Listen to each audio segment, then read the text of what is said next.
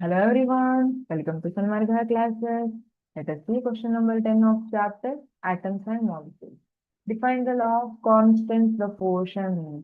Law of constant proportion ಏನು ಹೇಳುತ್ತೆ?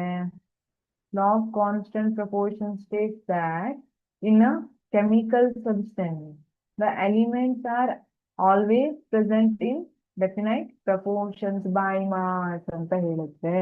In a chemical substance, elements ಏನಿದೆ always present in definite proportions by mass irrespective of their sources or methods of preparation.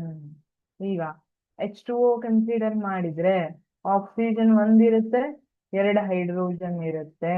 ನೀವು H2O ಅನ್ನ last question ಅಲ್ಲಿ ನಾವು discuss ಮಾಡುವಾಗ ಹೇಳಿದ್ದೆ, Ganga river ಇಂದ ತಗೊಳ್ರಿ, ಓಷನ್ ಇಂದ ತಗೊಳ್ರಿ, ಕಾವೇರಿಯಿಂದ ತಗೊಳ್ರಿ, ಟ್ಯಾಪ್ ವಾಟರ್ ತಗೊಳ್ರಿ, ಮತ್ತೆಲ್ಲೋ ಲ್ಯಾಬ್ ಅಲ್ಲಿ ಪ್ರಿಪೇರ್ ಮಾಡಿ ತಗೊಳ್ರಿ ವಾಟರ್, ಅಂದ್ರೆ H2O ನೇ ಇರ್ಬೇಕು. ಎರಡು ಹೈಡ್ರೋಜನ್ ಒಂದು ಆಕ್ಸಿಜನ್. ನಾನು ಇನ್ನೊಂದು ಆಕ್ಸಿಜನ್ ಅನ್ನ ಆಡ್ ಮಾಡ್ತೀನಿ ಅಂದ್ರೆ ಹೈಡ್ರೋಜನ್ ಪೆರಾಕ್ಸೈಡ್ ಆಗುತ್ತೆ, ಅದು ವಾಟರ್ ಆಗಿ ಉಳಿಯೋದಿಲ್ಲ, ವಾಟರ್ ಪ್ರಾಪರ್ಟಿನೇ ಇರೋದಿಲ್ಲ.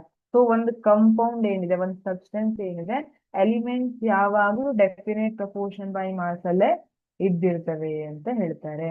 ಜಸ್ಟ್ ಲೈಕ್ ಈಗ ನೀವು ಮ್ಯಾಗಿ ನಿಮ್ ಮನೇಲಿ ಮಾಡ್ಕೊಳ್ರಿ, ನಿಮ್ ಪಕ್ಕದ ಮನೆಗೆ ಹೋಗಿ ಮಾಡ್ರಿ, ಅಥವಾ ರಿಲೇಟಿವ್ ಮನೆಗೆ ಹೋಗಿ ಮಾಡ್ರಿ, ಕಂಪೋಸಿಷನ್ ಏನಾದ್ರೂ ಚೇಂಜ್ ಆಗ್ತದ? ಚೇಂಜ್ ಆಗೋದಿಲ್ಲ. ಅದೇ ತರ ಕಂಪೌಂಡ್ಸ್ ಫಾರ್ಮ್ ಏನಾಗಿರುತ್ತಲ್ಲ, ಅಲ್ಲಿ ಎಲಿಮೆಂಟ್ಸ್ ಡೆಫಿನೈಟ್ ಪ್ರಪೋರ್ಷನ್ ನಲ್ಲಿ ಕಂಬೈನ್ ಆಗಿರುತ್ತೆ. ಅದನ್ನೇ ಲಾ ಆಫ್ ಕಾನ್ಸ್ಟೆಂಟ್ ಪ್ರಪೋರ್ಷನ್ ಹೇಳುವಂಥದ್ದು. Thank you.